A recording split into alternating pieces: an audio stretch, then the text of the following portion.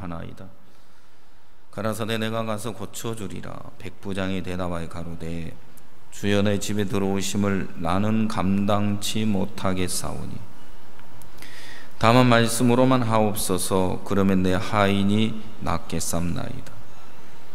나도 남의 수하에 있는 사람이요 내 아래도 군사가 있으니 이더러 가라 하면 가고 저더러 오라 하면 오고 내 종더러 이것을 하라 하면 하나이다. 예수께서 들으시고 기이 여겨 쫓는 자들에게 이르시되 내가 진실로 너희에게 이르노니 이스라엘 중 아무에게서도 이만한 믿음을 만나보지 못하였노라. 또 너희에게 이르노니 동서로부터 많은 사람이 이르러 아브라함과 이삭과 야곱과 함께 천국에 앉으려니와 나라에 본 자손들은 바깥 어두운 데 쫓겨나 거기서 울며 이를 갈림이 있으리라. 예수께서 백부장에게 이르시되 가라 내 믿은 대로 될저다 하시니 그 시로 하인이 나으니라. 13절까지 읽었습니다.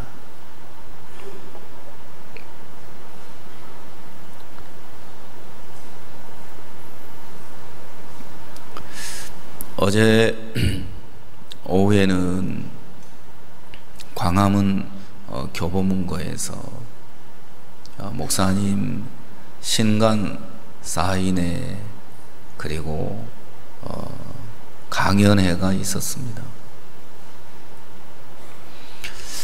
그 강연회를 이렇게 참석하면서 참 마음에 감사했습니다.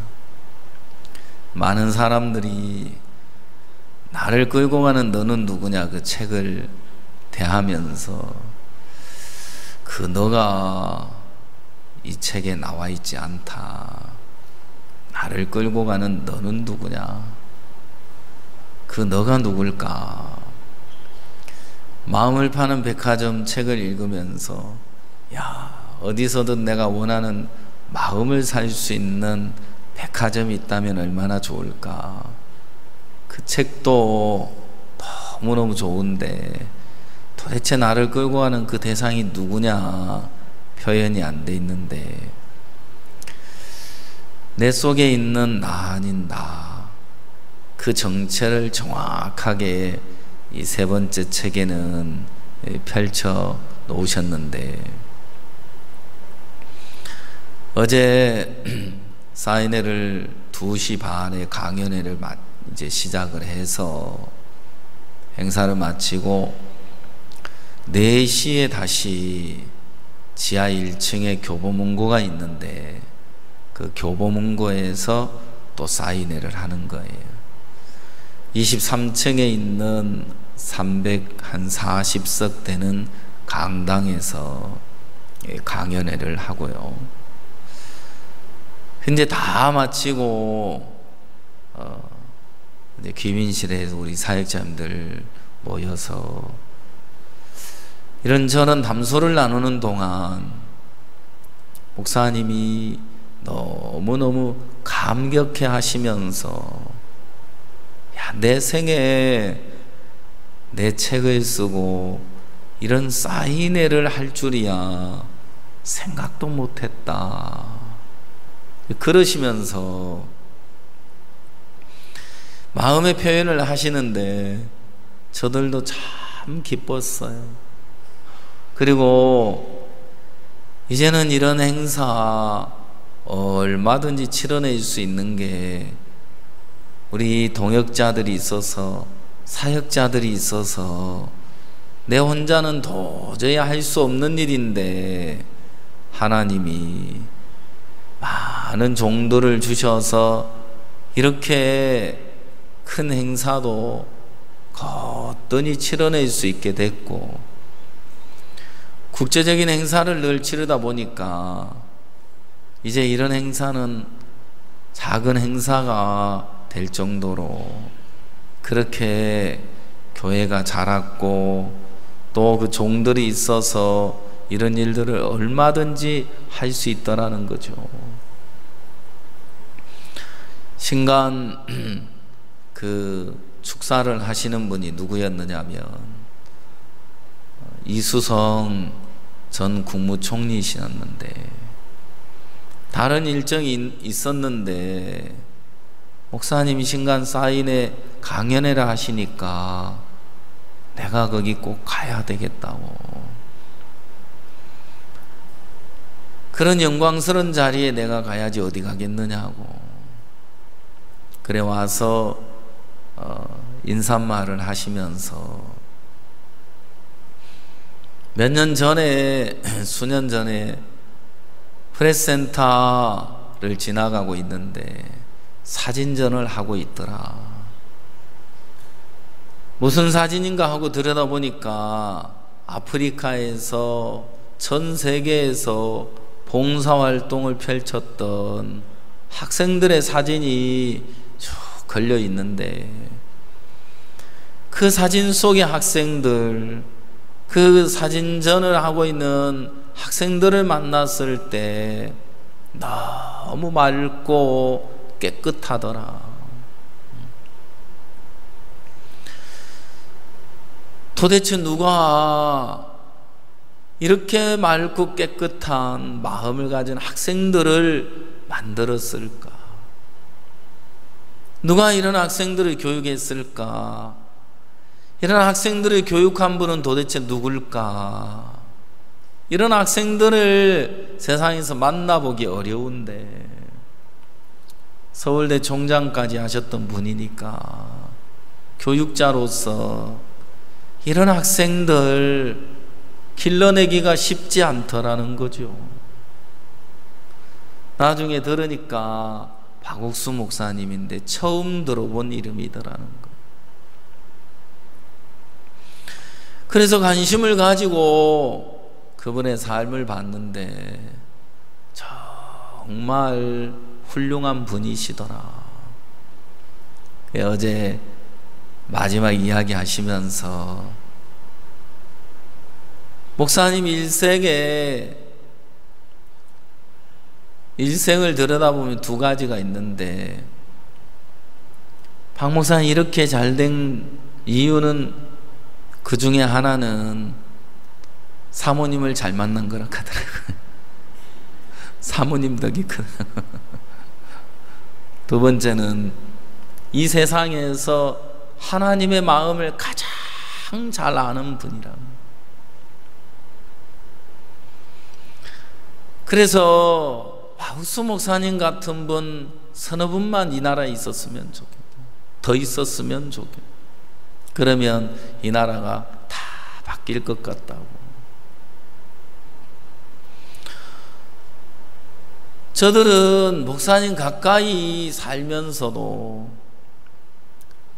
목사님을 크게 여기지 않고 작게 여기고 무시하고 사는 사람들이 많은데, 야, 이런 분들은 목사님을 정확하게 보실 줄 아는구나. 작년이었습니까? 베냉 전 대통령이 한국에 방문해서 전 대통령이시면서도 목사님을 대하는 자세 너무너무 겸손하신 거예요.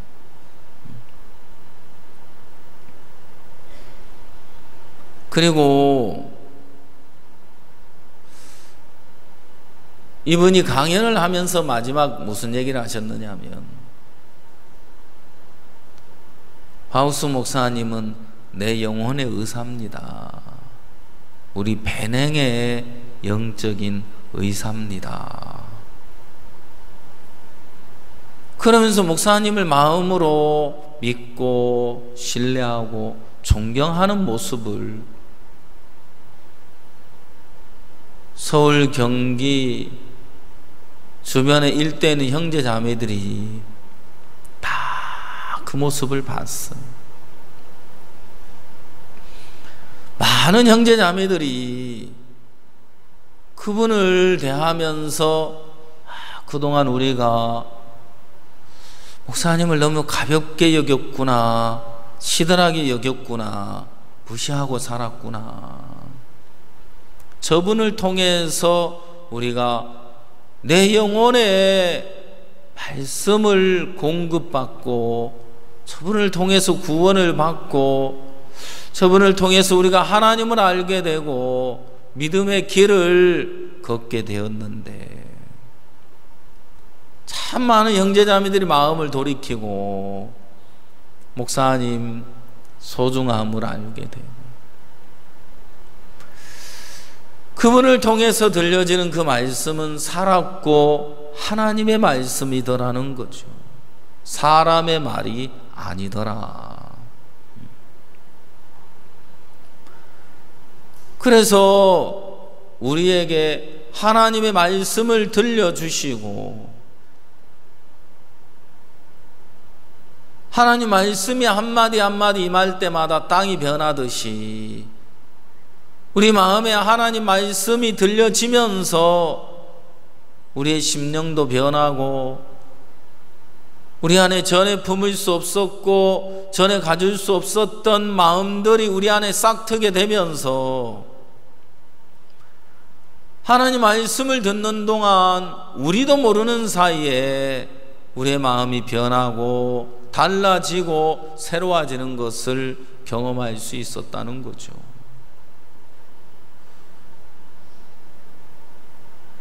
저들은 정확하게 한 가지 배운 게 있어요. 누구든지 사람의 마음이 변하는 건 말씀이 그 마음을 바꾸신다는 사실을 배웠어요.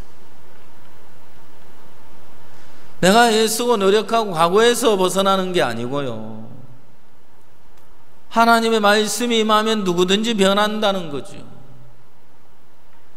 땅은 스스로 변할 수 없었지만 빛이 임함으로 땅이 변하고, 하나님이 가라사대 그대로 되니라, 하나님이 가라사대 그대로 되니라, 하나님이 가라사대 그대로 되니라, 하나님이 가라사대, 하나님 말씀하시길, 하나님의 말씀이 떨어지면 그 말씀이 씨앗이 돼서 싹을 틔우고, 그 말씀이 그 사람 마음을 새롭게 하시고, 그 말씀이 어두운 모든 생각들을 내어 쫓아주시고, 그래서 하나님 말씀이 마음에 뿌리가 내리고 그 말씀이 이끌어가는 동안 하나님의 말씀에 이끌려서 새로운 삶을 살게 되는 것이지, 사람의 노력과 수고와 노력으로 각오와 결심으로 변화된 삶을 살아가는 게 아니죠. 그동안 새벽 기도를 이사야 성경을 했는데, 며칠 전에 이사야 성경 이제 뗐어요, 한 권을. 그래서 시편을 이제 새벽 기도를 시작을 했어요. 시편 2편을 읽다 보니까 하나님께서 목사님에게 허락하신 그 약속이 있는 거예요. 시편 2편 2절에 3절입니까? 내게 구하라, 내가 네게 열방을 기업으로 주리니. 내게 구하라, 내가 네게 열방을 주리라. 목사님이 그 약속을 처음 받았을 때 나는 이 성경에서 이 시편 2편 11절을 도려냈습니다. 그리고 내 마음에 새겼습니다. 그렇게 말씀하셨던 것.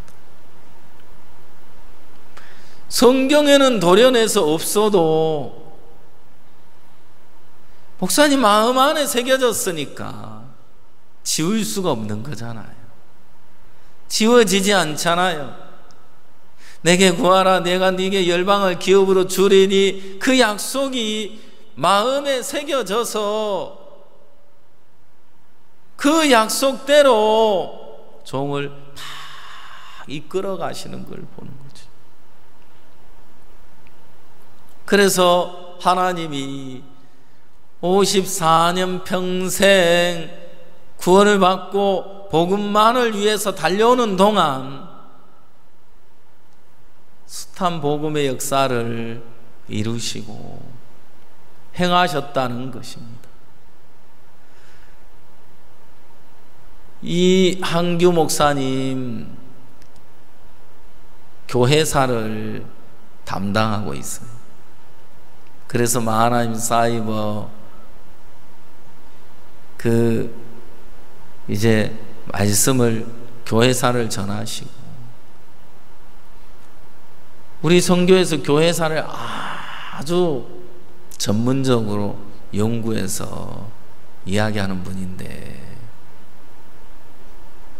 이한규 목사님이 뭐라고 이야기하냐면, 교회사를 아무리 책을 뒤져봐도 역대 영적인 인도자들이 대통령에게 복음을 전해서 구원을 받았다, 이 기록을 찾아볼 수가 없어요. 근데 목사님은 대통령에게만 복음을 전하시는 게 아니에요. 학생을 만나든 장관을 만나든 총장을 만나든 대통령을 만나든 시간이 길든 짧든 복음 전하는 것에만 마음을 늘 두고 계십니다. 그래서 파라과이 대통령이 처음으로 구원을 받으셨잖아요. 그분이 구원을 받고 그 다음 해 파라과이 갔을 때 목사님을 만났는데, 당신은 나의 목자입니다. 그 대통령께서 목사님을 만나서 복음을 듣고 3개월이 지나서 기자 인터뷰를 했대요. 그분은 성공의 신부였는데, 전직이 대통령이 되면서 신부직을 내려놨는데,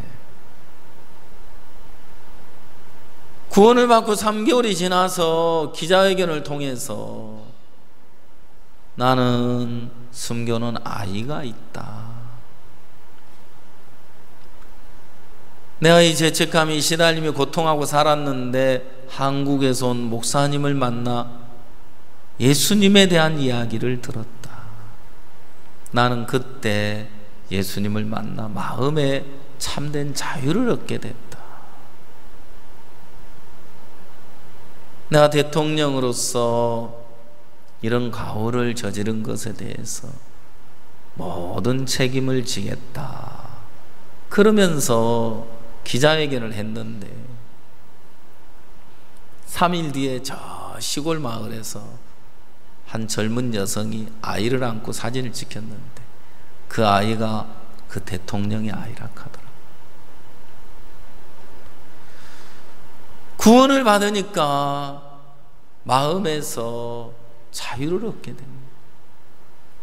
구원을 받으면서 이제 자신의 어떤 것도 자신이 책임지려고 하지 않고 하나님께 맡기고 하나님 앞에 다 내놓게 되니까, 막 그때 정치인들이 이제 탄핵을 시키려고 했는데 국민들이 그걸 다 막아가지고 대통령직을 수행할 수 있어요. 우리가 구원받으면 너무 좋은 게, 구원받고 난 이후의 삶도 하나님이 책임져 주시기 때문에 구원받은 이것이 얼마나 크고 놀라운 건지 모르겠는 거예요. 그렇죠? 이 대통령께서 구원받고 그 다음 해에, 그 다음에 암에 걸렸는데 병원에 입원을 해서 브라질의 큰 병원과 치료를 받았는데 1차 치료를 마쳤는데 전혀 차도가 없었대요.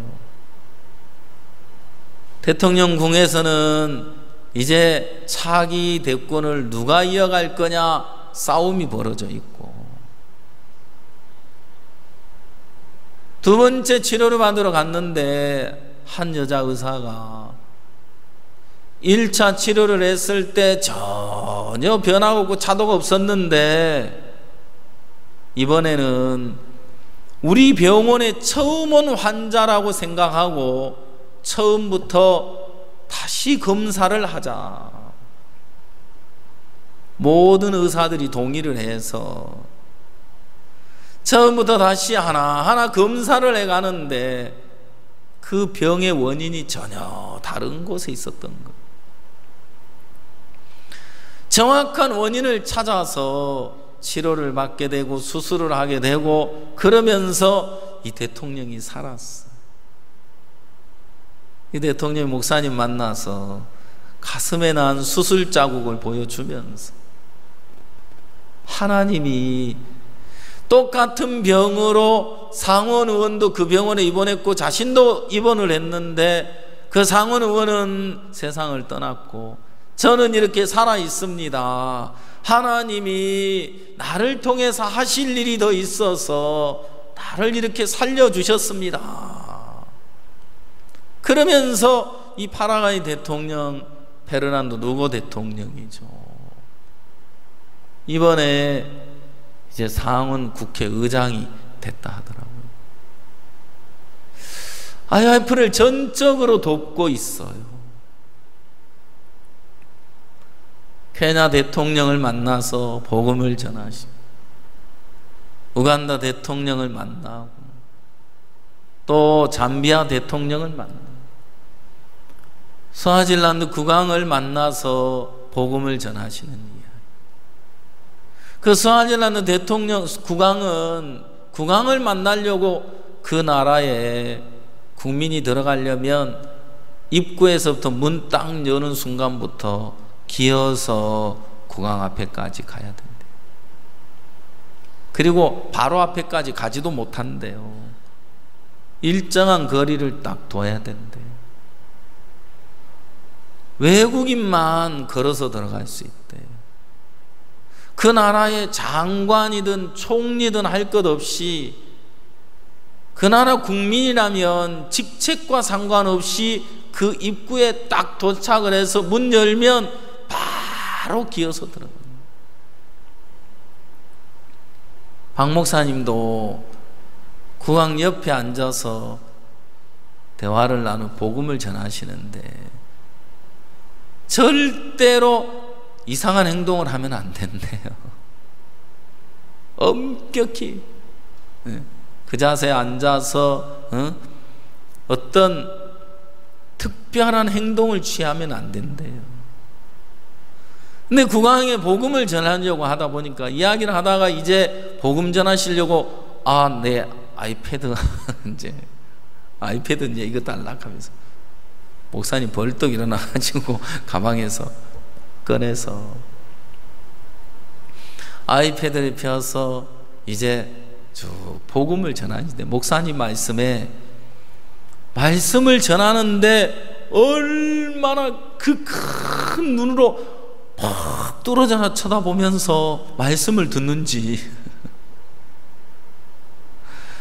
말씀을 마쳤는데 국왕께서 더 전하시라고 40분 시간을 줬는데 1시간 40분을 말씀을 전하셨던 거예요. 그리고 마쳤는데도 식사 자리에 또 초대를 받아가지고 그곳에 가서 또 말씀을 전하시고.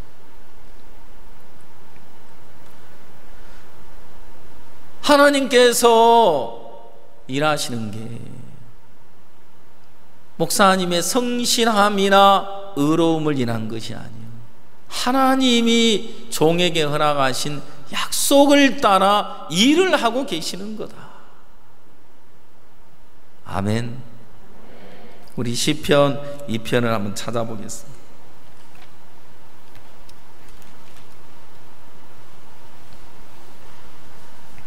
시편 2편 7절. 내가 영을 전하노라. 여호와께서 내게 이르시되 너는 내 아들이라. 오늘날 내가 너를 낳았도다. 내게 구하라. 내가 열방을 유업으로 주리니 네 소유가 땅끝까지 이르리로다.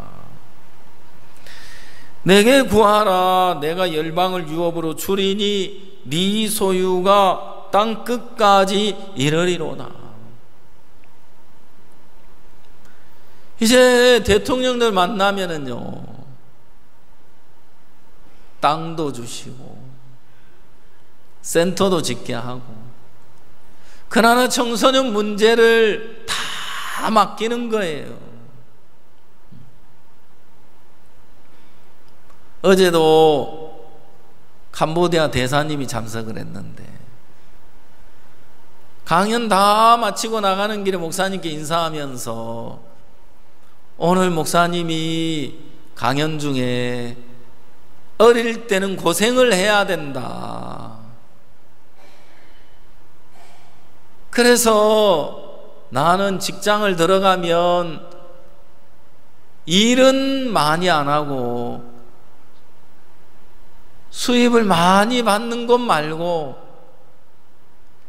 일은 많이 하고 수입이 적은 직장 들어가라 한다.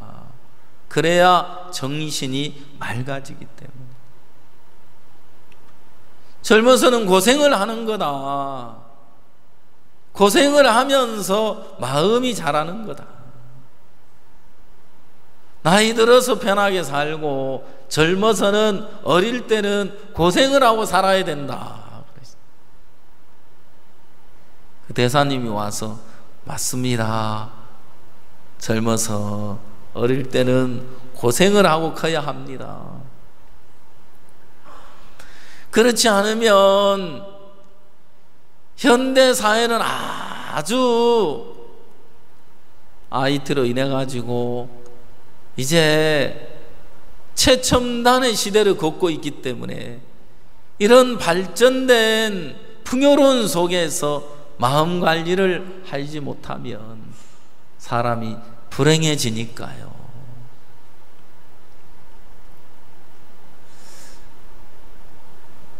하나님께서 종에게 주신 그 약속의 말씀, 하나님이 목사님에게 주신 말씀이지 목사님이 이 말씀을 붙든 게 아니기 때문에 오늘 하나님 우리에게 약속을 주시고 약속을 따라 일을 하시는데 그 약속은 내가 붙잡는 게 아니에요. 내가 이루어야 되는 게 아니에요. 내가 이 약속이 이루어지겠나 나에게서 조건을 찾아야 되는 게 아니고요. 이 말씀 누가 나에게 주셨지? 이 말씀 누가 나에게 하셨지? 하나님이 나에게 말씀하셨고 하나님이 나에게 주신 거구나. 그것만 확신하면 하나님 말씀하신 하나님이 그 약속을 이루어 가신다는 사실입니다. 아멘. 목사님이 대구에서 막 주림배를 움켜쥐고 하나님 밥을 주십시오. 양식을 주십시오. 저দের 양식이 다 떨어졌습니다 하고 기도를 시작하면 한참 기도를 하다 보면 양식 달라는 기도는 온데간데 없고 막 복음을 위해서 하나님 일하실 것에 대한 소망을 가지고 기도하고 있다. 그때 남태평양 섬들이 떠올라서 하나님 저 남태평양에 수많은 섬들이 있는데 저들은 무엇을 먹고 삽니까? 무엇을 입고 삽니까? 저들에게 누가 복음 전합니까? 내가 저들에게 복음 전하고 싶습니다. 그러면서 주림배를 움켜쥐고 기도하셨는데 현실은 그 기도가 이루어지기란 쉽지 않은 일이고 방송 선교를 할 겁니다. 문서 선교를 할 겁니다. 전 세계 선교사를 보낼 겁니다. 그런 이야기들은 꿈 같은 이야기들인데 이제는 하나님이 종을 통해 하신 말씀 한마디도 땅에 떨어뜨리지 않고 그대로 이루어 주셨다는 것입니다. 우리는 그 약속의 열매가 되었습니다. 오늘 이 성경 7절에 내가 영을 전하노라 여호와께서 내게 이르시되 너는 내 아들이라 오늘날 내가 너를 낳았도다 하신 것처럼 그 약속으로 말미암아 태어난 열매가 바로 오늘 우리라는 사실이지요. 야, 저 목사님이 만약 김천에 있을 때 도배하는데 마음을 빼앗겨가지고 복음을 다 버리고 사셨다면 어떻게 됐을까? 그죠? 끔찍하죠. 하나님이 이스라엘 백성들에게 이야기합니다. 내가 이 가나안 땅을 너에게 주겠다. 내 열조 아브라함과 이삭과 야곱에게 맹세한 약속대로 내가 너희에게 이 가나안 땅을 주겠노라 하시면서 그것은 너희의 의로움을 인함도 아니요 너희의 정직함을 인함도 아니라 네 열조 아브라함과 야곱과 이삭과 야곱에게 하신 맹세를 이루려 함이라 하신 것처럼 말입니다.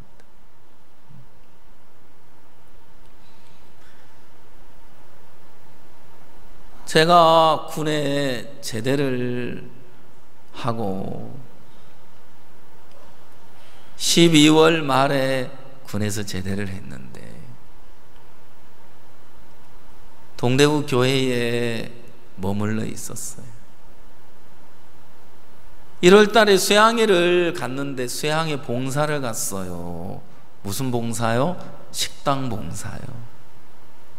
식당 봉사를 왜 갔는지 아세요? 제가 군에서 식당에서 근무했다고요. 35개월 군 생활하면서 그것도 육군도 아니고 공군인데 비행기 탄 게 아니고 삽자루 든 것도 아니고 밥삽 들고 치사기를 다루면서 그래 치사병이 돼서 지내다가 나왔어.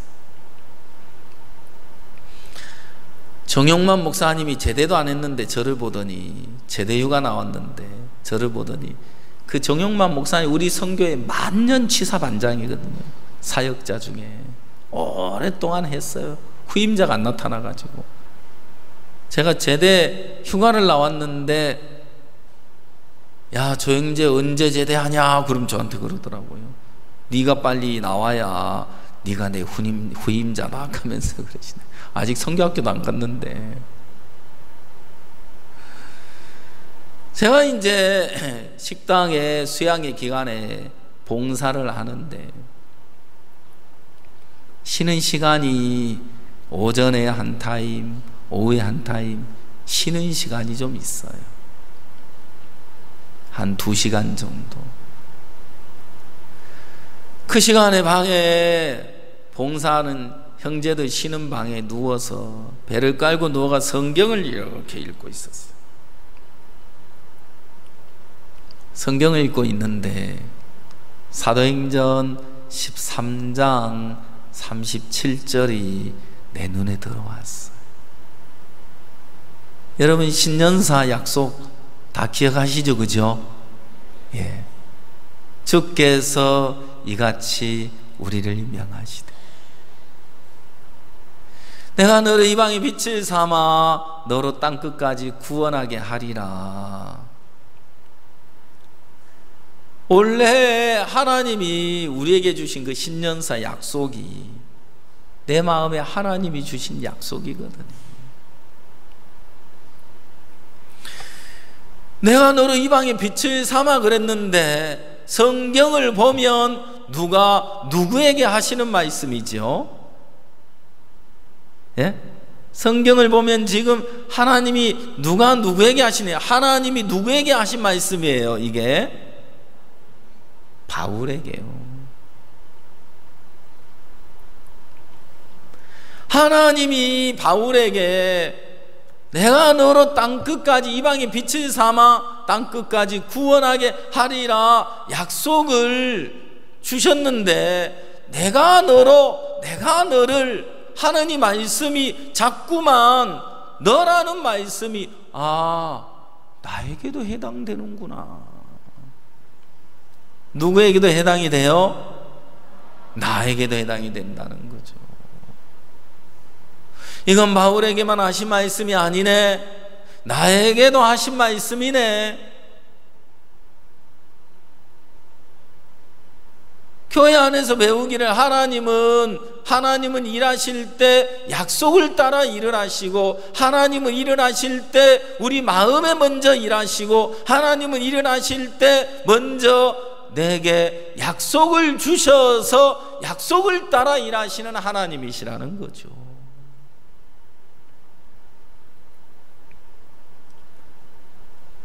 제가 그 성경 구절을 또 읽고 또 읽고, 내가 너를 이방의 빛을 삼아 땅끝까지 구원하게 하리라, 내가 너를 이방의 빛을 삼아 땅끝까지 구원하게 하리라, 내가 너를 하나님이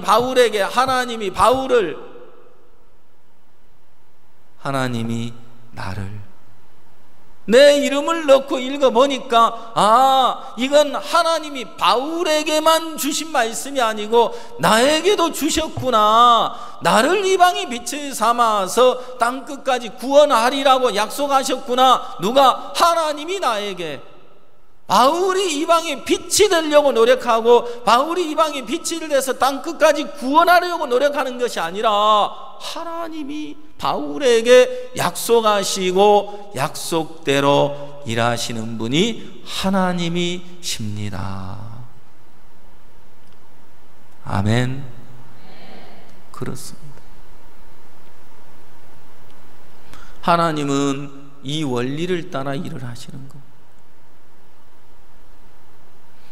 모세에게도 내가 너로 이스라엘을 애굽에서 구원하여 내리라. 자신에게 초점을 맞추고 있는 사람들은 내가 그것을 이루어야 되는 것처럼, 내가 책임을 져야 되는 것처럼 쏟고 살아가는, 그렇지 않습니다. 이제 여러분들 마음에 이렇게 말씀하신 분이 누구냐, 이것만 정확하면 여러분들은 이제 소망을 갖게 되고, 하나님 나에게 말씀하셨으면 말씀대로 이루시겠구나. 자, 사도행전 13장 그 성경을 한번 찾아보겠습니다.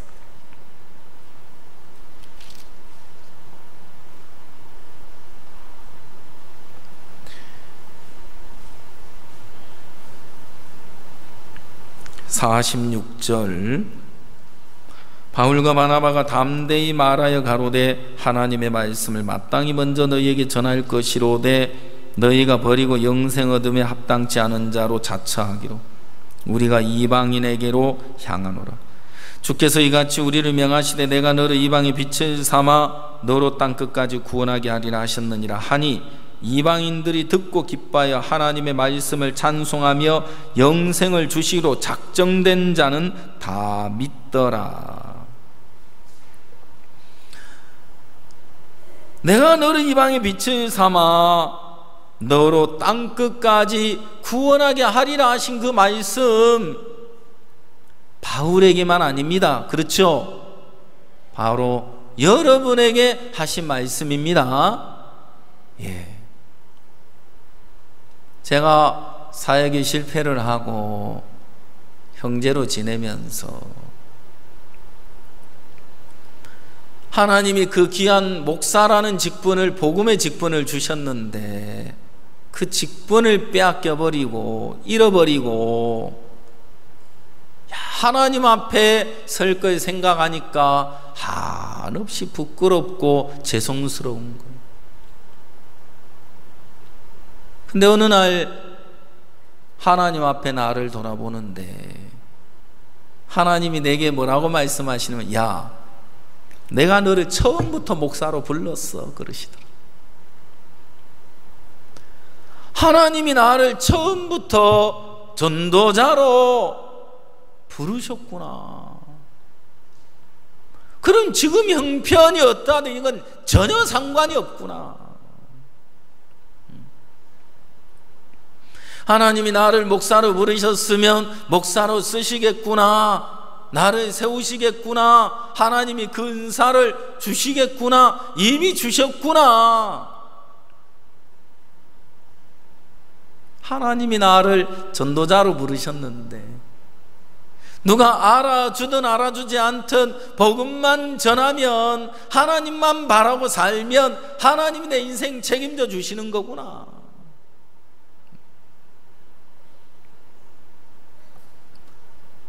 제가 군에 있다 보니까 교회 생활을 제대로 못했죠. 제가 이 성경을 또 읽고 또 읽고 또 읽는데 자꾸 말씀에 내 마음이 끌려가는데, 이게 확실히 하나님이 내게 준 약속 맞아? 이게 이제 분간이 안 되는 거예요. 옆에 있는 형제 보고, 형제님, 이 성경을 읽는데 자꾸 하나님 내 마음에 이 말씀을 들려주시는데, 보여주시는데 이게 하나님 내게 준 약속이 맞습니까? 예, 그 말씀 그대로 믿으면 돼요. 그랬던 형제가 지금, 그 형제는 교회 떠나서 대적하고 있고 나는 지금 여기 있어요.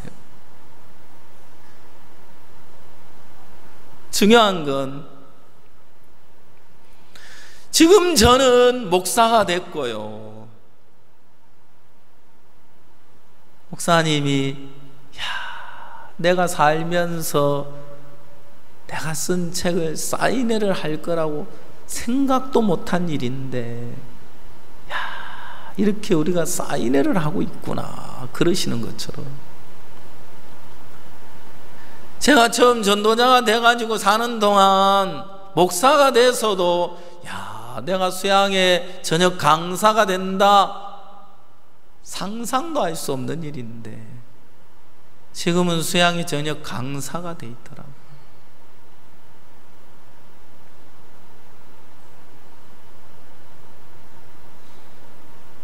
나는 합당치 않은 사람인데, 내가 생각도 할 수 없는 일들인데, 내 인생 속에, 내 삶 속에 이런 일들이, 이거는 하나님으로 말미암았다. 어떤 목사님을 뵀는데, 목사님 마인드 강연하십시오. 왜 그냥 계십니까? 담대하게 믿음으로 사셔야죠. 나 하고 있어, 그러시더라고요. 하고 있어. 근데 우리는 아무도 모르는데요. 요즘 하나님이 중학교에도 길을 열어주시고 고등학교도 길을 열어주시고 계속해서 마인드 강연하고 있어. 하나님 앞에 참 감사해요. 아니 근데 그런 얘기 왜 안 하십니까? 아이고, 괜히 그런 얘기 하면 나를 세우는 것 같아가지고 그래서 이야기 안 하지. 목사님, 그게 마귀에게 속는 겁니다. 그게 어찌 나를 세우는 겁니까? 나 같은 사람에게 하나님이 이런 일을 행하시는데 하나님을 자랑해야지요, 하나님을 높여야죠. 저는 조그만 것도 입만 열면 막 자랑하고 다니느라고 정신없는데, 이렇게 하나님이 정을 목사님 통해 일을 하시는데 왜 그거 자랑 안 합니까? 그 얼마나 악한 겁니까? 나를 세우는 것 같아서 말도 안 되는 소리, 그 생각이, 마귀가 주는 그 생각을 받아들이는 동안 하나님이 일을 하시는데도 하나님 일하심을 이야기하다 보면 내 마음이 젖어들고, 내 마음이 하나님이 커져가고, 내 마음이 하나님 일하심으로 하나님은 일하신 이야기를 하다 보면 내 마음에 하나님으로 충만하게 되는 건데, 그 작은 인간적인 생각 하나로 마음을 다 마귀가 도둑질해 가고 있는 거예요.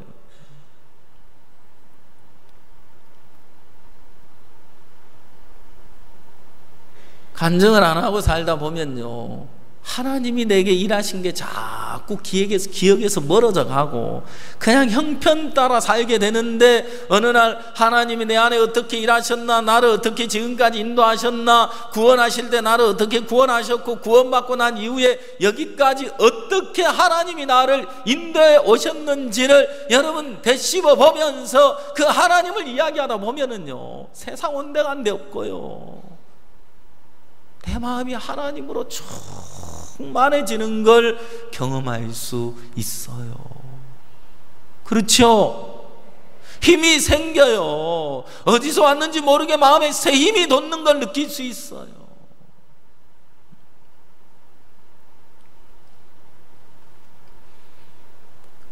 크리스마스 칸타타 날짜가 결정이 됐어요. 예술의 전당을 구하려고 했는데 대관이 안 됐어요. 그래서 어쩔 수 없이 정심화호를 대관을 했는데, 작년에 한 번밖에 공연을 못해서 올해는 이틀을 해야 되겠다. 그래서 마침 날짜가 11월 20일, 21일이 비어 있는 거예요. 이틀 하자, 이틀. 학교 측에 제안을 했는데, 정심아울은 충남대 안에 있기 때문에 낮에는 학교에 수업을 하기 때문에 안 된대요. 그러니까 이제 첫날은 1회 공연하고 둘째 날은 2회 공연을 해야 되는데, 오후하고 저녁하고 이게 안 된대요. 그래서 이틀을 빌려도 2회 공연밖에 안 되는 거예요. 그래도 2회 공연을 할 수 있으니까 좋긴 한데, 합창단이 이걸 결정해 줄 거냐. 그래서 연락을 했는데, 21일이 안동에 잡혔는데도 이틀 3일 하는 도시가 우선권이 있대요. 그래서 우리 이틀 하겠다고 신청을 했는데, 합창단을 통해서 통보가 왔어요. 2회 공연이지만 이틀 좋다는 거예요. 얼마나 감사하던지. 그리고 정신없이 합창단이 막 그 공연 마치고 이동하느라 정신없는데, 저녁으로만 2회 공연하니까 합창단이 좀 여유도 가질 수가 있고 좀 한숨 돌려가면서 갈 수 있어서, 야, 그 시간이 참 좋은 거예요. 이틀 공연 시간을 잡았다는 게 너무 좋은 거예요. 그래서 지금 아차하면 지금 예술의 전당 계속 우리가 이제 찾아가고 있습니다만은, 아차하면 이제 예술의 전당으로 이제 옮기려고 생각을 하는데, 그러면 또 3회 공연을 할 수 있습니다만은, 하나님이 우리가 하나님 앞에 마음을 정하고 발을 내디도 보면 계속해서 살아서 일을 하시더라고요. 하나님이 약속하신 대로 내가 너를 이방의 빛을 삼아 너로 땅끝까지 구원하게 하리라, 그 약속대로 하나님은 나를 쓰시는 거예요. 말씀이 일을 하시는 거죠. 오늘 여러분을 향하여 하나님이 오늘 이렇게 약속하고 계시고, 오늘 여러분 마음에 그대로 받아들이면 여러분의 약속이 되는 겁니다. 아멘. 오늘 제가 마태복음 8장을 읽었습니다. 8장 5절을 보면요,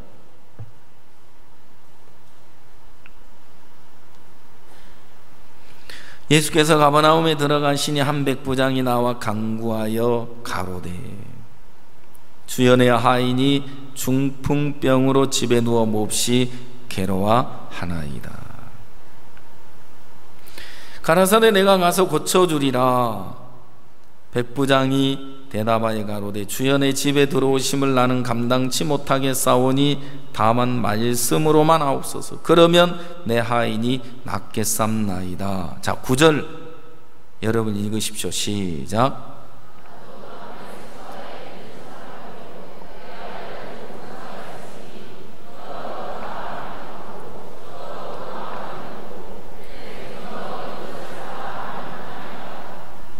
저는 두 가지를 생각을 해봤습니다. 첫 번째는 예수께서 가버나움에 들어가시니 한 백부장이 나와 간구하여 가로되 주여 내 아이니 중풍병으로 집에 누워 몹시 괴로워하나이다. 백부장이 그 하인이 중풍병이 들어서 고통하고 있는 그 문제를 예수님께 들고 나가더라는 겁니다.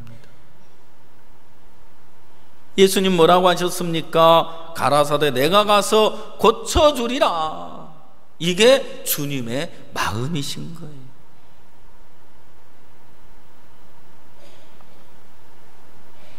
백부장은 군인인데, 로마 군인인데 그가 어떻게 하여서 예수님 앞에 나가서 이걸 구할 수 있을까? 여러분 여기 앉아있는 여러분 한 분 한 분 문제 없는 사람 아무도 없을 겁니다. 맞습니까? 걱정 근심이 없는 분도 아무도 없을 겁니다. 맞습니까? 여기 학생들이 앉아 어린 학생들이지만 어린 학생들 마음에도 다 문제가 있을 겁니다.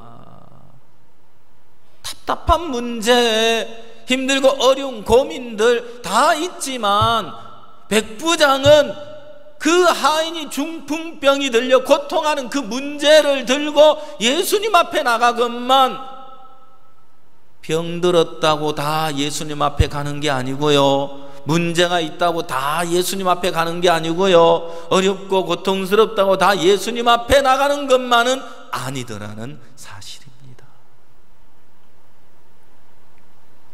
근데 백부장은 자신의 문제도 아닌데 그 하인이 중풍병이 들려 고통하는 그 문제를 가지고 예수님 앞에 나갔더라. 그러니까 내가 고쳐주리라고 약속하시는 그 주님의 마음을 보면, 그래, 내게 크든 작든 어떤 문제든지 어떤 어려움이든지 어떤 걱정이든지 어떤 염려든지 어떤 근심이든지 예수님 앞에 백부장처럼 들고 나가면 주님이 뭐라고 하시겠나? 내가 고쳐주리라 그렇게 말씀하시지 않겠느냐는 것이죠. 맞습니까? 맞습니까? 예, 이게 주님의 마음이에요. 고쳐주고 싶다는 거죠. 내가 그 문제를 해결해 주고 싶어. 내가 너를 이끌어 주고 싶어. 내가 너를 바꾸어 줄게. 내가 너를 고쳐 줄게. 그 문제 왜 네가 짊어지고 있어? 내가 해결해 주면 되잖아. 주님의 마음은 거기 있는데 주께 백부장처럼 나아가는 자들은 주님의 능력을 맛볼 겁니다. 누구든지 오늘 주님 앞에 그 문제를 내어놓으면 주님이 풀어주실 겁니다. 주님이 해결해 주실 겁니다. 주의 은혜와 긍휼 앞에 서기를 원하시는 것입니다. 그러나 많은 사람들이 사단에게 속아서 어떤 문제 앞에서 고통하고 씨름하고 괴로워하고 답답해하고 그 문제와 싸우고 형편과 싸우고 있지, 주님 앞에 나가는 사람들은 많지 않다는 것입니다. 그러나 지금까지 어떻게 살았든지 누구든지 주님 앞에 나가면 주님이 들으실 줄 믿습니다. 그래서 저번 주에 목사님이 주일날 로마서 8장을 이야기하시면서 하나님이 우리를 위하시면 누가 우리를 대적하리요 하신 말씀이죠. 이제 내가 나를 위하는 것이 아니라 하나님이 나를 위하시는 거예요.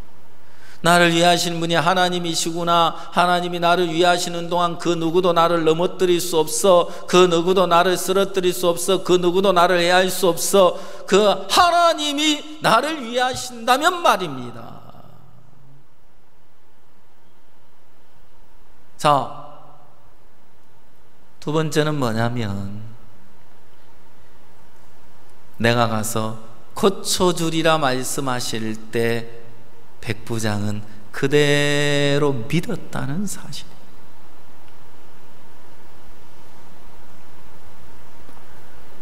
나도 남의 수하에 있거늘 당신이 내 집에 오는 걸 내가 감당할 수 없습니다. 말씀만 하십시오. 말씀만 하십시오. 주님이 말씀하시면 그대로 이루어질 줄 믿습니다.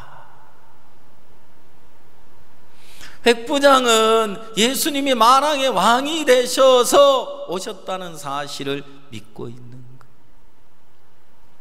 그래서 예수님 말씀하시면 그대로 될 줄 믿었어요.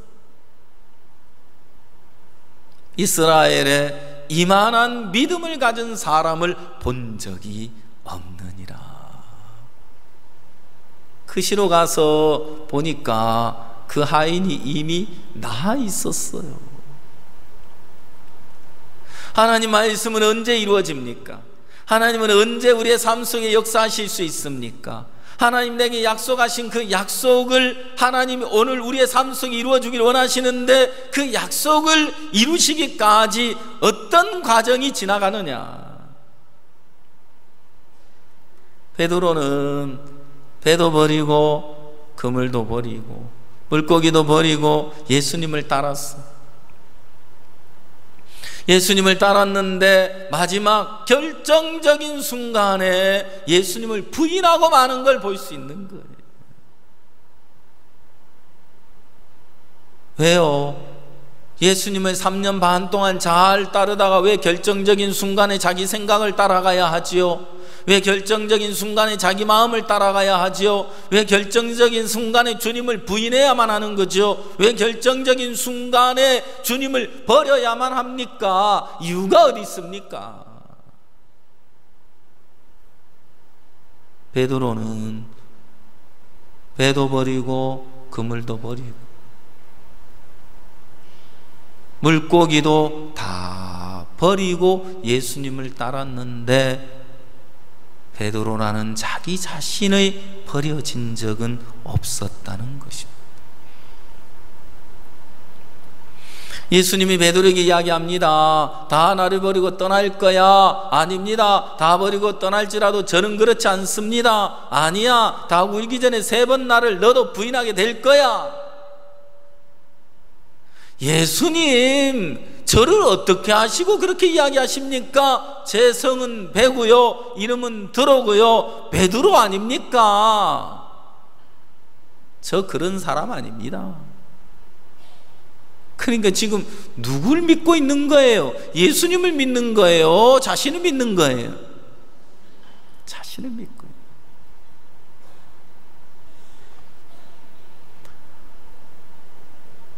아브라함에게 하나님이 내 본토 친척 아비 집을 떠나 내가 네게 지시할 땅으로 가라 그랬어. 그래서 말씀을 쫓아갔다고 돼 있어요. 그래서 가나안 땅에 들어갔어요.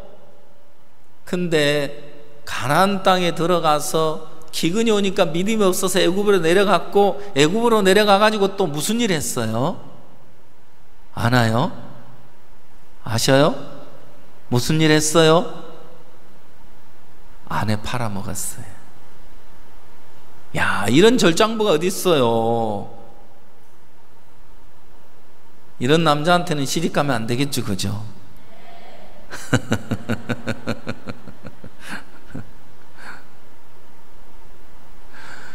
근데 이제 세상에 다 그런 사람밖에 없어서 어떻게 하지?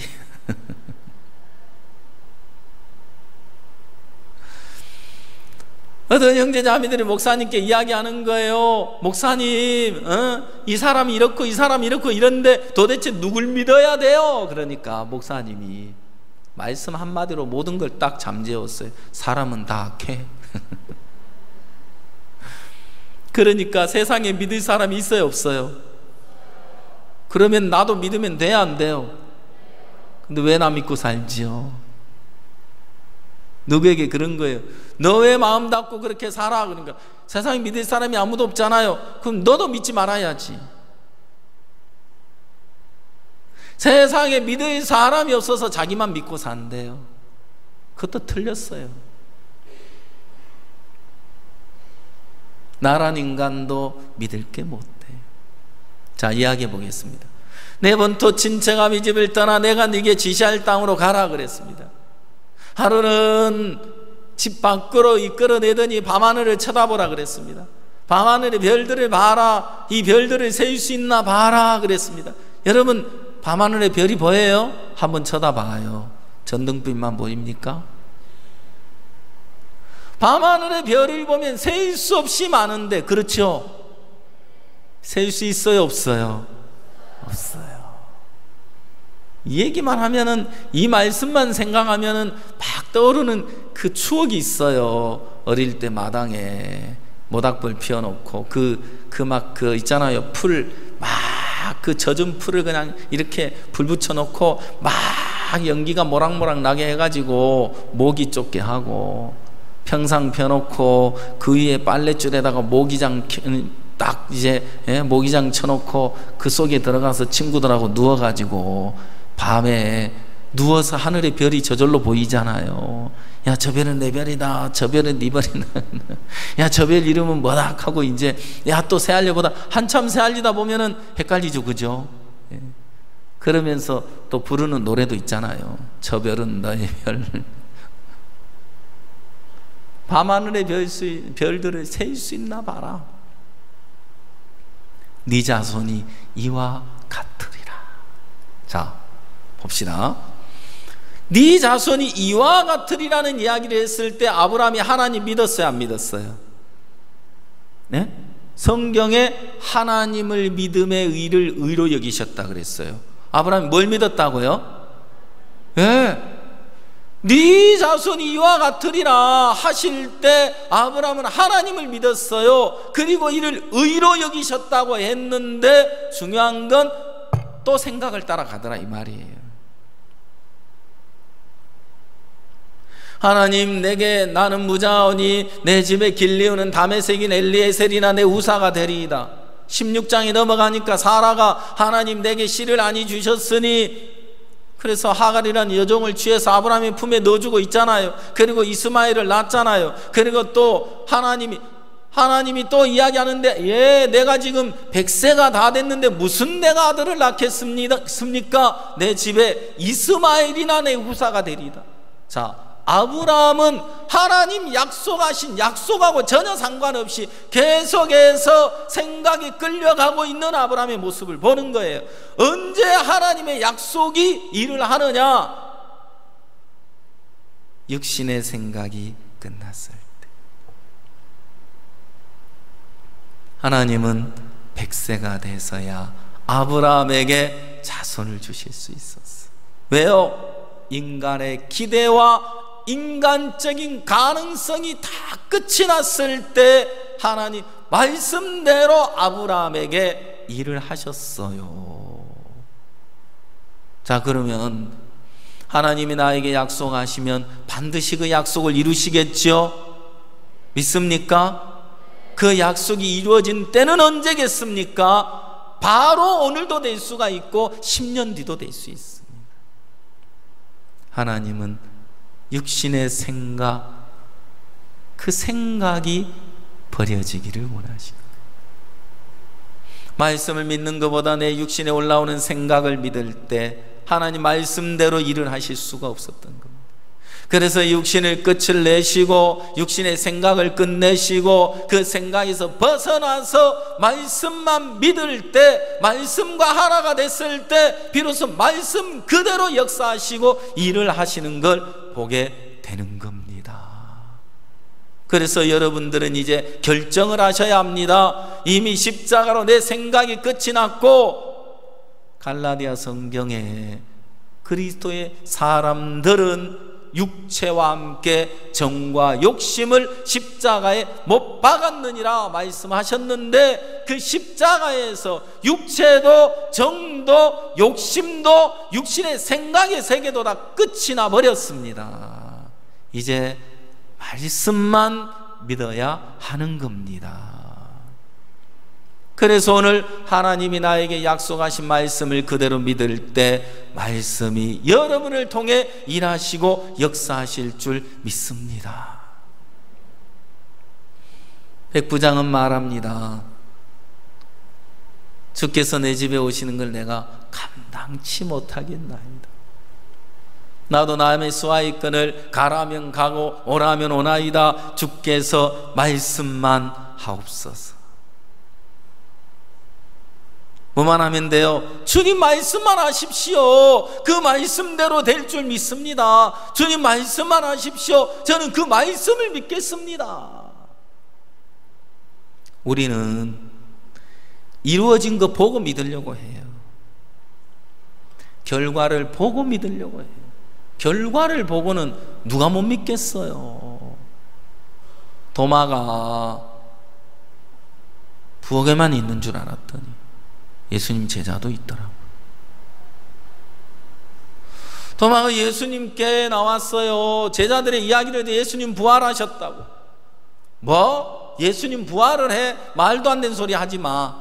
그런 일이 어떻게 있을 수가 있어? 내가 그 손에 못자국에 만져보기 전에, 옆구리에 그 못자국, 창자국 내가 만져보기 전에 난 못 믿겠어. 그랬네.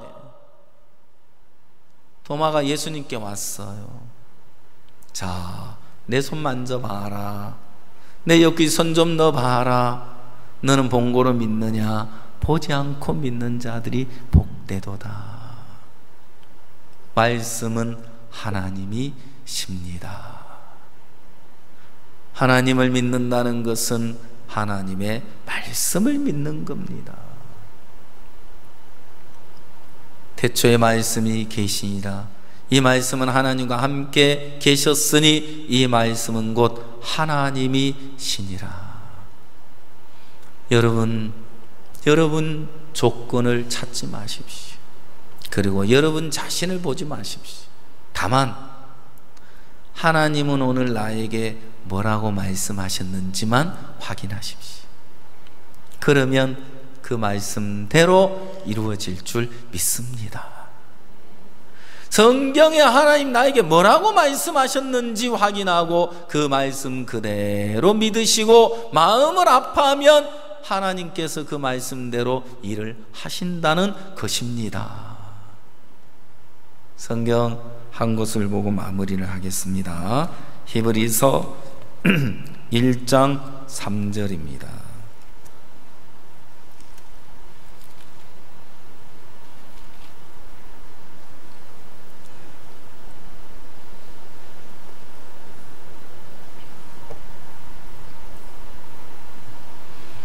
이는 하나님의 영광의 광채시요 그 본체 형상이시라. 그의 능력의 말씀으로 만물을 붙드시며 죄를 정결케 하는 일을 하시고 높은 곳에 계신 위엄의 우편에 앉으셨느니라. 그의 능력의 말씀으로 만물을 붙드시며 죄를 정결케 하는 일을 하셨습니다. 아멘. 예수님은 우리의 죄를 깨끗게 하셨습니다. 예수님은 우리를 의롭게 하셨고 거룩하게 하셨을 뿐만 아니라 거룩하게 된 자들을 영원히 온전케 하셨습니다. 뿐만 아니라 그 능력의 말씀으로 오늘 여러분을 붙들고 계십니다. 말씀을 믿으십시오. 그 말씀 속에 능력이 있습니다. 그 말씀이 우리에게 하신 약속의 말씀이 능력이 돼서 말씀대로 우리를 바꾸시고 또 세계 최고의 성도로, 세계 최고의 음악가로, 세계 최고의 하나님의 사람들로 하나님은 삼으셔서 우리를 빛으로 삼아서 어두운 세상에 빛으로 세우신 줄 믿습니다. 기도하겠습니다. 다 같이 한 목소리로 주님 앞에 기도하시겠습니다. 백부장